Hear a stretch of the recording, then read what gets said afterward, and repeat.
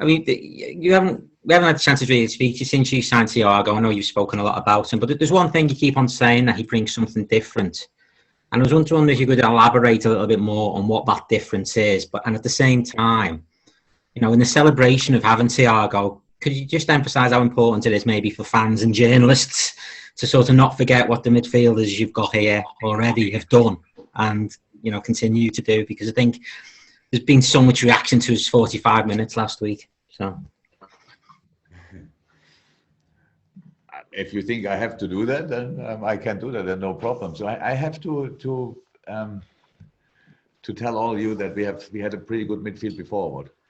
So I thought that was clear, to be honest. But so look, I get it like this. This time of the year, even in the COVID year, is the for some people obviously the most exciting part of the year, that you say, okay, new players coming in, everybody's talking about signings and who is coming and improving and all these kind of things. And then all of a sudden we announced Thiago Alcantara, and that obviously that's completely normal that then people go kind of crazy or mad with that and draw all the different pictures and stuff like this. And how could we look now? And then football is not like this. You cannot just put in a player and say, so now we are 20% better. That's just not the case. And I've said it before, it's anyway difficult to improve this team. It's difficult, but it's possible. And that's what we tried. We tried it on the training pitch, and we tried it, of course, with signings. I think it's all clear that Thiago has some skills, natural skills, which made him the special player he is through all his career. And that's of course the technique, that's of course the vision, that's of course the passing, that's of course the way he can demand rhythm and all these kind of things. That's something where he's really special. But now we need to train and work and need to get used to each other. That's how it is. That the Chelsea game I said it after the game, was a perfect game for it, because it was not about getting used to each other. That was now really, he could play in the center exactly in that position and switch from one side to the other, chip the ball in behind, stuff like these things which are easy for him. Games will not always be like this. And again, Thiago knows that as well. So we have to fine-tune now these kind of things, and it will take time, like it always takes time. And there will be some games where we will see maybe we are not there yet or not. I don't know, because that was the reason why he didn't play last night, because we wanted to because the boys who trained last night obviously need to recover now, and we wanted to use this session today to make a further step in the right direction in training, that we really work on some things. So that was the reason, and but it will take time, or it usually takes time, and we'll see how long. But how I said, the start was really good, and once again, I loved my midfield already before. So and all the players who were there in these positions and did the hardest work ever to make this team successful. So it's a tough task to be part of this. Okay, last three questions. Paul, followed by Dave Maddock, followed by Andy Hunter. Paul first. Yeah, and we saw with the way Chelsea played last week that they were maybe a bit more cautious against you. And we've seen that with other teams, possibly Arsenal as well. Liverpool always seemed to have played on the front foot since you came in. Why is that non-negotiable for you in a way that it maybe isn't for other coaches? Not sure if it's non-negotiable. Sorry, I try to speak English.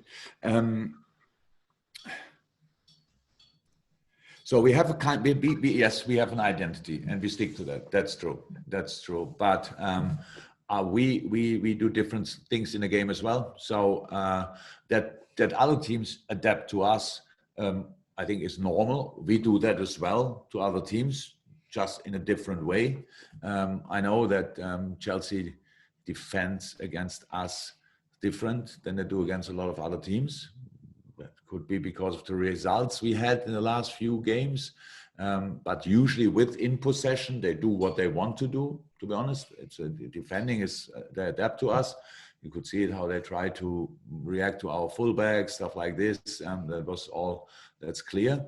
And it's just just the way Frank sets up against us. And we how I said, we adapt as well, not so much system-wise, that we do a lot of stuff, but in different positions. We try to make sure that the other team cannot do exactly what they want. So we think we have a wide range in the way we play, to be honest. I'm not sure if that's obvious, but intensity is always part of it. There's absolutely no reason for not being intense. And actually, we think for us, no chance to be successful. There's no other chance for us to be successful. We cannot just want to play like another team and save some energy in this or that moment. We have to do what we have to do on a high intensity. And I'm pretty sure the boys would say the same, to be 100% honest. I didn't ask, to be honest as well, but I'm pretty sure they have the same, would say the same. Okay, fantastic. Thank you, Paul. And then we'll go to Dave Mack and finish with Dave.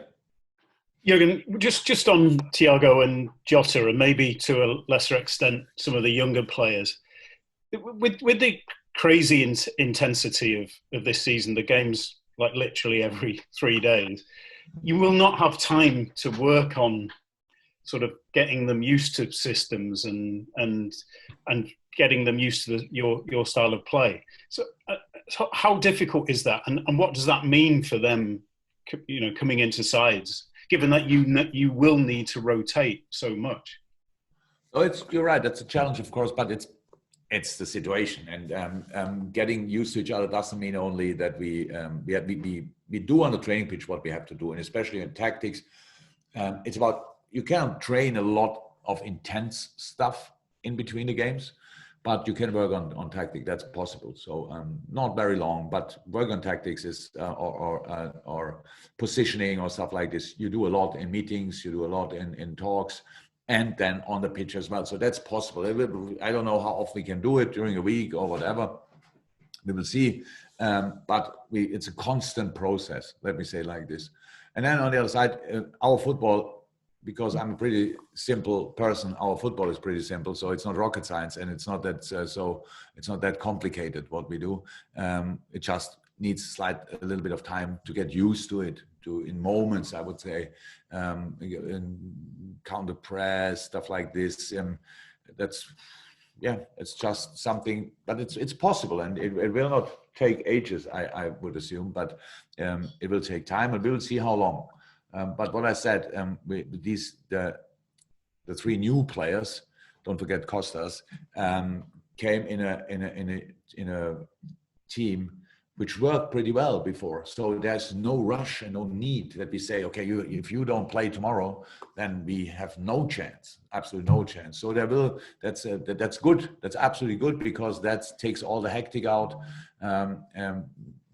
as much as we can. I know you will bring it in anyway again, but that's something I really like, that we can bring them in the right moment, in the right situations. And then last night, it's not that when Diogo came on, I didn't stand there and explain, now you have to be exactly here or there. I wanted him to be as natural as possible, and he was.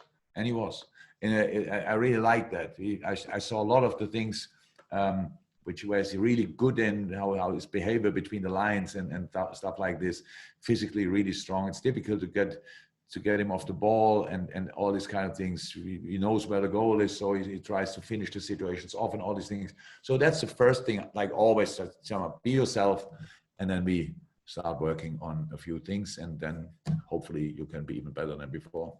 Fantastic. Final question, and Andy Hunter, bringing this to a close. Andy. Hi, Jurgen. I know you won't go into details, but just in the final week of the transfer window, do you expect to still be looking for any opportunities that are available? Fabinho and with Joe coming back, do you think you're well covered sufficiently in central defence? Thanks. Is it already last week? It will be by the time this is complete. Okay. Okay. I'm shocked. So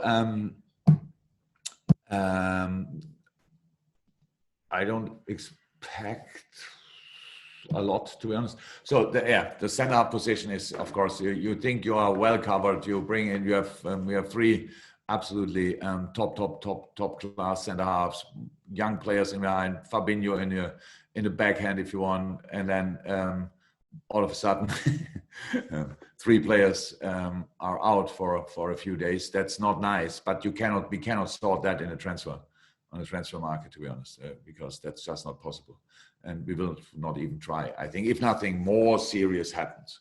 So I hope we don't have to try that. But if the situation stays like it is in the moment, then no, there will nothing happen. And for all the rest, I think we are in a quite good place now, squad-wise. And what will happen on the outgoing side, I have no idea. In the moment, we will see. Thank you, guys. Thank you.